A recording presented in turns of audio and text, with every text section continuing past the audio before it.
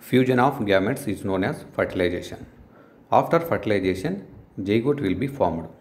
After formation of zygote, it undergoes divisions. The divisions which occurs in the zygote are called as cleavages. Through the cleavages, the zygote formed as blastula.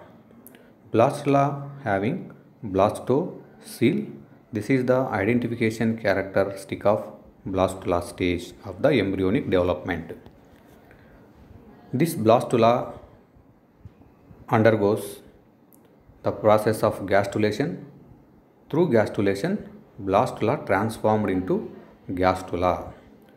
During the blastula stage, that is third day or after fourth day of fertilization, the implantation will be occur.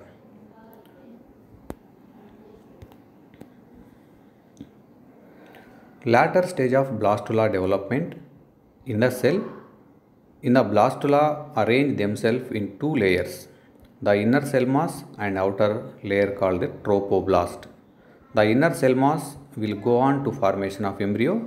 The outer cell layer, that is tropoblast, is responsible for the secretion of some enzymes which are helpful for the implantation, and the tropoblastic cells are also responsible for the formation of embryo and the nourishment of the embryo in later stages.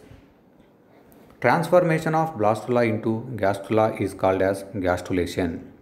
During gastrulation, the cell of the inner cell mass of blastula move in small mass to their new final location. Such movement of cells in blastula is called as morphogenic movements. Gastrulation results in the formation of three germ layers. They are ectoderm, mesoderm and endoderm. Each germ layer is responsible for the formation of specific tissue, organ or organ system in the body of the organism.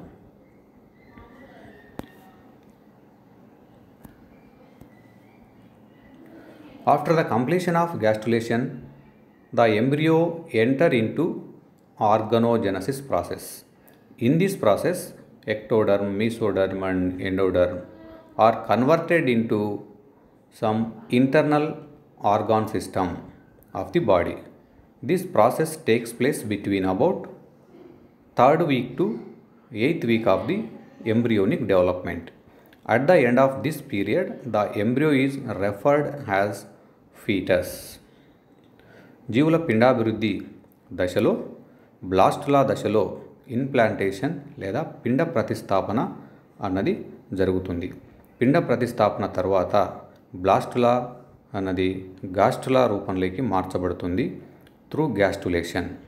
గాస్టులా దశలో ectoderm, endoderm, mesoderm అను పిండ త్వచాలు లేదా జనన స్తరాలు ఏర్పడతాయి. ఈ జనన స్తరాలు తర్వాత పిండాభివృద్ధి దశలో జీవిలో వివిధ రకాల అవయవాల అభివృద్ధికి తోడ్పడతాయి. సాధారణంగా పిండం యొక్క అభివృద్ధిలో 3వ వారం నుంచి 8వ వారం లోపుగా అన్ని అవయవ వ్యవస్థలు పూర్తిగా ఏర్పడతాయి. ఈ విధంగా అన్ని అవయవాలు ఏర్పడిన గర్భస్థ పిండాన్ని ఫీటస్ అంటారు.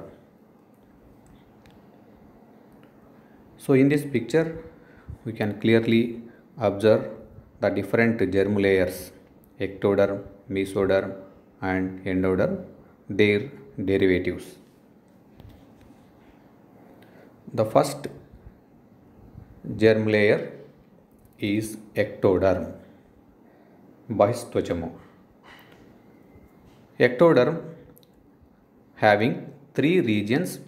Each region is responsible for the formation of their respective tissue or organ.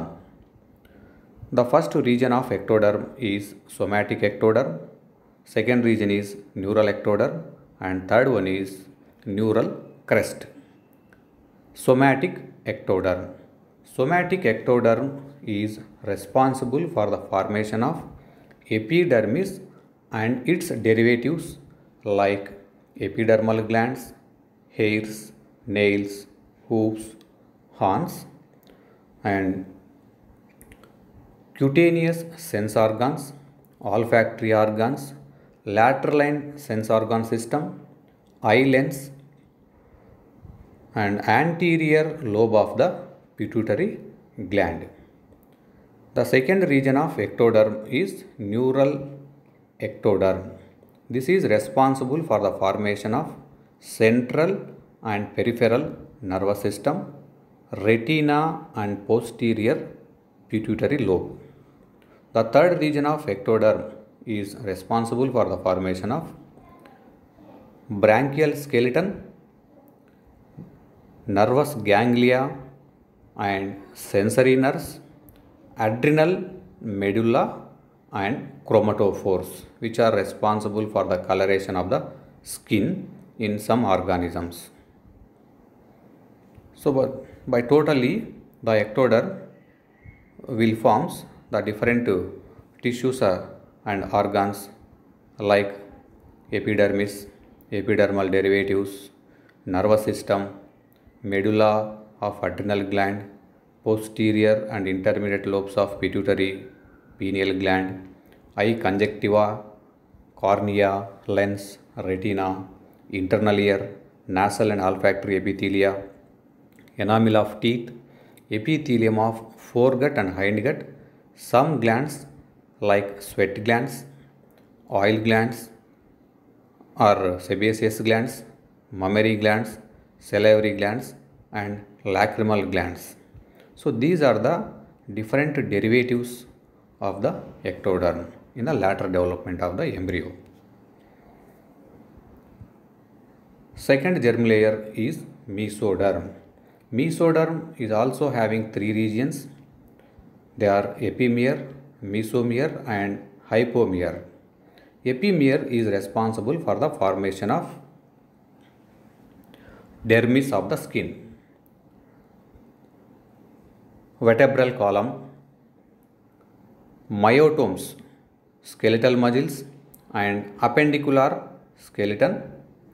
The mesomeres are responsible for the formation of excretory organs like kidneys and reproductive tract. The hypomere is responsible for the formation of somatic or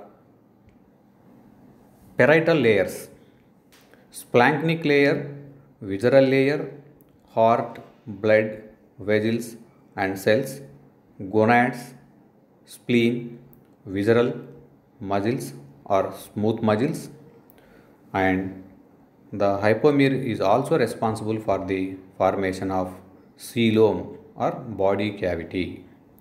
By totally, the mesoderm is responsible for the formation of dermis of the skin, muscles except ciliary muscles and connective tissues, cartilage, bone, kidney, gonads, genital ducts, notochord, heart, blood, nothing but circulatory system and lymphatic system, blood circulatory and lymphatic system, urinary and reproductive ducts, most of the skeletal system, coelomic epithelium, dentin of the teeth, cortex of the adrenal gland. These are the different derivatives of the mesoderm by totally.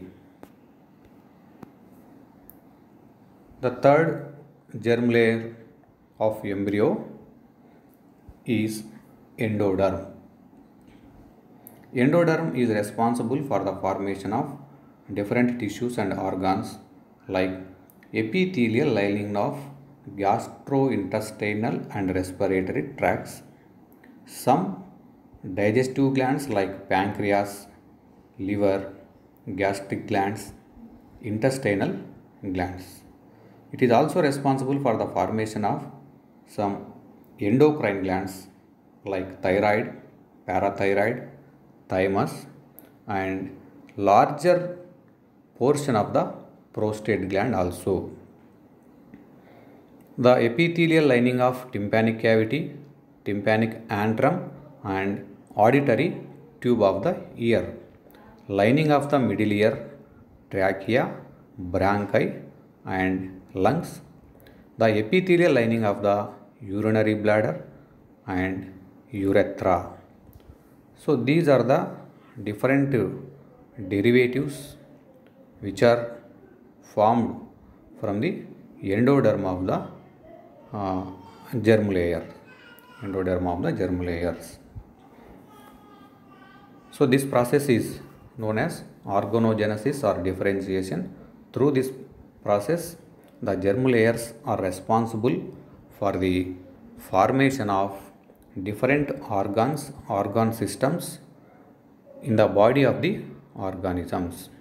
Is there any deformality occurs during the organogenesis, we can identify the defects in the later development.